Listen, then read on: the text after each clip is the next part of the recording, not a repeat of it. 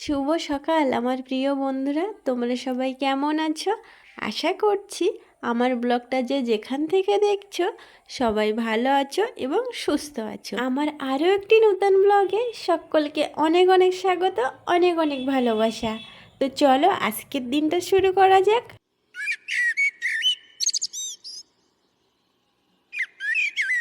আজকে ঘুম থেকে উঠলাম একটু দেরিতে, ওই 7টার দিকেই বলতে পারো। একটু আগে ঘুম থেকে উঠলাম। ওঠার পরে ব্রাশটা নিয়ে বাইরে চলে আসলাম। বাইরে এসে দেখি এই কাকুটা ঘাস পরিষ্কার করছে। ধান কাটবে কদিন পর, এই উঠানেই ধান তুলবে। এবারে এই উঠোনটা পরিষ্কার করছে, তারপরে কুপাবে, তারপরে গোবর জল দেবে, তারপরে জল দিয়ে টানা দেবে, তারপরে ধান তুলবে। আর ধান কিন্তু সব জায়গা পেকে গেছে। সামনে দেখছো এই জায়গাটা একটুখানি সবুজ হয়ে আছে, এই জায়গাটাই শুধু পাকেনি। আমি ভাবতাম এখানে আমি জল ফেলি বলে সেই জন্য হয়তো ধানের জো আছে, পাকেনি সেই কারণে। কিন্তু কাকুটা আমাকে বলল যে না, আমাদের নাকি লাইট জ্বলে, সেই জন্য নাকি ধানটা লাইটের আলোয় পাকেনি। আমাকে বলে দিল কাকু যে রাত্রেবেলা লাইটটা বন্ধ করে রাখতে। আসল কথা কি জানো তো, আমাদের এই জায়গার লাইটটা সারা রাত্রেবেলায় জ্বেলে রাখি। তো যাই হোক, এখানে এত ঘাস হয়েছে, প্রতিদিনই ছাগল বাঁধে, আর এই ছাগলে ধান খেয়ে নেয়। এদেরকে আর আমি ঘা দিয়ে দিয়ে পারি না। এদিকে আমি মুখটা ধুয়ে নিলাম, আর এ সাইডে কাকু কাজ করছে।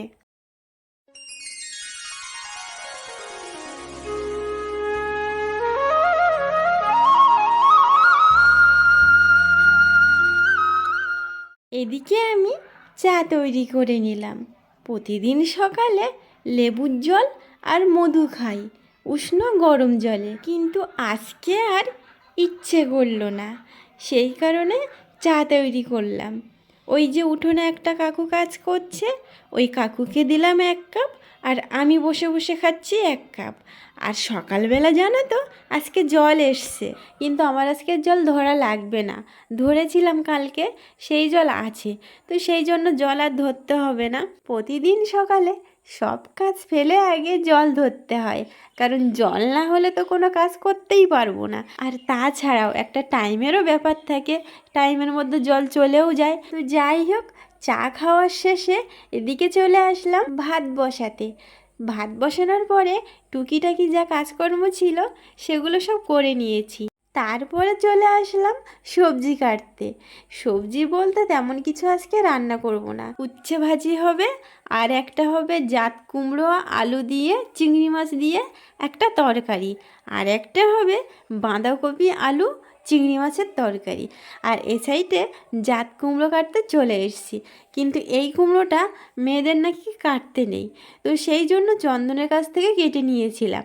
আর এই দেখো চিংড়ি মাছ বরফ হয়ে আছে, 500 চিংড়ি মাছ এনেছিল, দাম কম ছিল সেই জন্য 90 টাকায় 1 কেজি। তেমন বড় বড় না, আবার খুব ছোটও কিন্তু না। তো যাই হোক, সকালে বের করেছিলাম, এবারে ওপর থেকে নরম হয়ে গেছে, তো সেগুলোই নিচ্ছি। আর ভেতরে তো বরফ জমাই আছে, এগুলো রেখে দেব। আমার আবার নদীর মাছ কাটলে না হাত চুলকোয়, খেতে কিন্তু অসুবিধা হয় না, কিন্তু কাটতে গেলে না হাত চুলকোয়। তো যাই হোক, এত চিংড়ি মাছ তো এমনি খাওয়া যাবে না, তো রেখে দেবো কিছুটা, আর কিছুটা নিয়ে নিচ্ছি। আর এ সাইডে দেখছি ভাত হয়ে গেছে, এদিকে আমার মাছ কাটা হয়নি। ওই যে ভাত বসিয়ে টুকিটাকি যে কাজকর্ম ছিল সেগুলো করতে গিয়ে এদিকে দেরি হয়ে গেল। চিংড়ি মাছ কাটতে এমনিও সময় লাগে। সব কাটা হয়ে গেছে সবজি, আর এটা বাঁধাকপি আলু দিয়ে চিংড়ি মাছ দিয়ে রান্না হবে। ও সাইডে উচ্ছে আছে, উচ্ছে ভাজি হবে। ওদিকে আছে কুমড়ো আলু আর চিংড়ি মাছ দিয়ে একটা রান্না হবে, আর এ সাইডে কুমড়োর খোসা ভাজা হবে। তো চলো রান্নাটা করে নিই। আর এদিকে দেখো চিংড়ি মাছ কাটা হয়ে গেছে, হাত চুল করছে ভীষণ। তো এবার রান্নাটা করে নিই ঝটপট করে। বসিয়ে দিয়েছি কড়াই। জানো তো আজকে এক জায়গায় নেমন্তন্ন আছে, তো চন্দনকে বলছিলাম যাওয়ার জন্য, না গেলে একটা খারাপও লাগবে, তো দেখি যাই কি না। গেলে তো ভালোই হবে। কোথাও যেতে চায় না এখন, বললে বলে তুমি চলো দুজনে একসঙ্গে যাব, কিন্তু আমার আবার ভালো লাগে না। বলে গেছে ধরো যাওয়ার জন্য, এবারে না গেলে কেমন একটা লাগে, খারাপ দেখায়, কি আর করা যাবে বলো। তো যাই হোক বাড়ি আসুক দেখি, বলে দেখি যায় কি না। আর এ সাইডে না এত কুকুর ডাকছে, ভয়েস দিতে পারছি না। আমাদের এখানে পাশে লজ আছে, এবার এখানে কুকুর থাকে, এখান থেকে কুকুর যেতে চায় না, এমন ডাকবে মাথা খারাপ করে দেবে একদম, দিনের বেলা রাতের বেলা টাইম নেই, একদম ডেকে পাগলা করে দেবে। এইভাবেই ভয়েস ওভার দিতে হচ্ছে, যখন ডাকা বন্ধ করছে তখন ভয়েস ওভার দিতে হচ্ছে। কি বলো তো, এখানে তো ভালো ভালো খাবার পায়, ওই জন্য এখান থেকে কোথাও যেতে চায় না। তো যাই হোক ওদের কাজ তো ওরা করেই যাবে, আমি বললে তো আমার কথা শুনবে না। আর এই সাইডে দেখো জায়গাটা একদম পরিষ্কার করে দিয়েছি, সেদিন বলেছিলাম এই জায়গাটা সবজি লাগাবো, তো কালকে একদম পরিষ্কার করে দিয়েছি জায়গাটা। এবার এই জায়গাটা এত শক্ত কোদাল বসানো যাচ্ছে না, একটু নরম হলে জল দিয়ে দিয়েছি কালকে, মাটি একটু নরম হলে কোদাল দিয়ে কুপিয়ে দানা ফেলে দেবো, শাকের দানা, লাল শাক, পালং শাক, এসব দানা ফেলে দেবো। তো যাই হোক এ সাইডে চিংড়ি মাছ ভাজা হয়ে গেছে, আর এদিকে জাত কুমড়ো তরকারিটাও আমি রান্না করে নিয়েছি, সব রান্না মোটামুটি কমপ্লিট হয়ে গেছে। তারপর স্নান করে চলে আসলাম ঠাকুরের কাছে। জানো তো আজকে গাছে একটাও ফুল পেলাম না, একটা গাছ থেকে সবাই ফুল নেওয়া হয়, আর তাছাড়াও ঠান্ডার সময় তো একটু ফুল কম ধরছে, তো কী আর করবো, সেই জন্য আজকে শুধু জল মিষ্টিই দিলাম ঠাকুরকে। আমি চলে আসলাম জামা কাপড় মেলে দিতে, জামা কাপড় রেখে দিয়েছিলাম স্নান করে ওইভাবে। তো আমি এদিকে জামা কাপড় মেলছি, আর চন্দন ওইদিকে স্নান করবে বলে জল ধরছে, এখনও জল আছে। আর সামনের জায়গাটা দেখো কত সুন্দর লাগছে, ঘাস পরিষ্কার করার পরে বেশ ভালোই লাগছে। তো যাই হোক স্নান করার পরে চলে আসলাম খাওয়া দাওয়া। কচু মাখছে ওদিকে, কচু মাখা বলো, কচু ভর্তা বলো, যাই বলো না কেন, কচু ভাতে দিয়েছিলাম সেগুলো চন্দন মাখছে। আর এই সাইডে তো রান্না আগেই বলে দিয়েছি, বাঁধাকপি আলু চিংড়ি মাছ চচ্চড়ি, কুমড়ো আলু দিয়ে চিংড়ি মাছ দিয়ে একটা তরকারি করেছি, কুমড়োর খোসা দিয়ে চিংড়ি মাছ দিয়ে একটা ভাজা করেছি। ব্যাস আজকের রান্নাবান্না এটাই ছিল। দুপুরবেলাতে এক জায়গায় নেমন্তন্ন ছিল, তো বাড়ি আসার পরে আমি বললাম তুমি যাও, তো যেতে চাইলো না। এমনিতেও আজকে এক জায়গায় যাওয়ার আছে, খাওয়া দাওয়ার পরেই বের হবো দুজনে, তো সেই জন্য আমি ওর কিছু বললাম না। বাইরে বৃষ্টিও পড়ছে এক দুটোক করে, ওয়েদারটা অত ভালো না, মেঘলা মেঘলা করে আছে।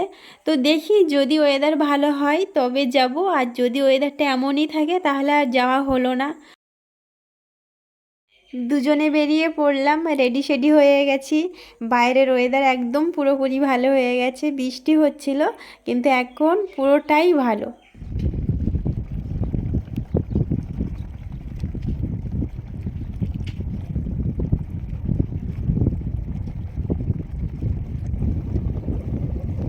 জ্বর।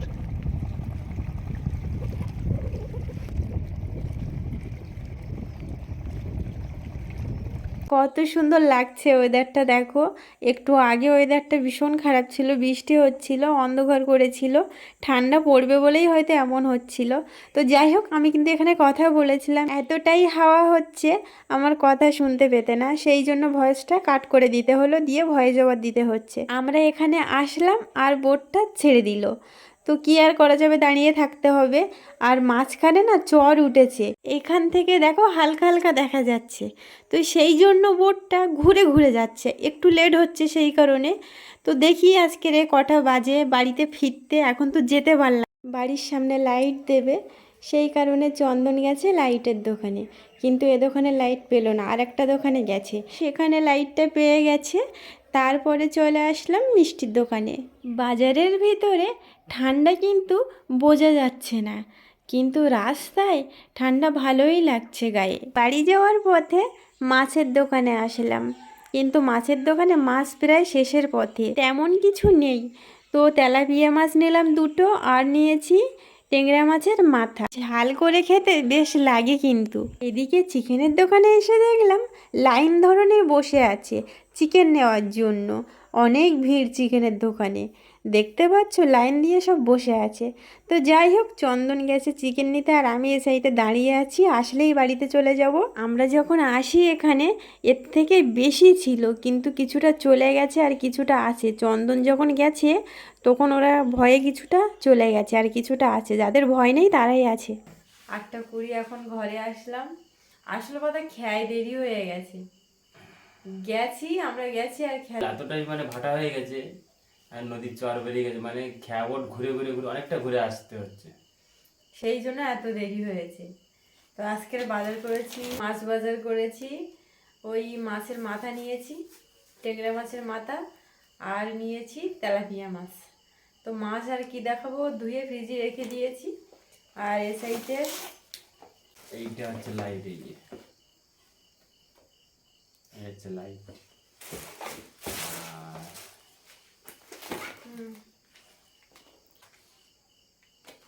প্যান্ট ওর জন্য নিয়েছি, কারণ রাত বিরাট আসে, ঠান্ডা পড়ছে ভালোই, সেই কারণে আমি নিলাম। কালারটা কেমন হয়েছে বলবে। কালারটা হালকা একদম পুরো আবির কালার। এটা আবির কালার না পিঙ্ক কালার না? ওখানে অন্যরকম কালার লাগছিল, এখানে অন্যরকম কালার লাগছে। ওখানে অন্যরকম কালার ছিল আর এখানে অন্যরকম কালার। একটা প্যান্ট আর একটা ফুল হাতা জামা। ডুপ্লিকেট জয় না বলে। সেই যাই হোক, আমার সব জায়গায় ডুপ্লিকেট, আসল আর নেই। তো আর কিছুই না, এগুলো ফ্রিজে রেখে দাও। আর এখানে আছে টক দই আর মিষ্টি। আজকের বাজারে এই ঠান্ডার সময় তো সেই জন্যই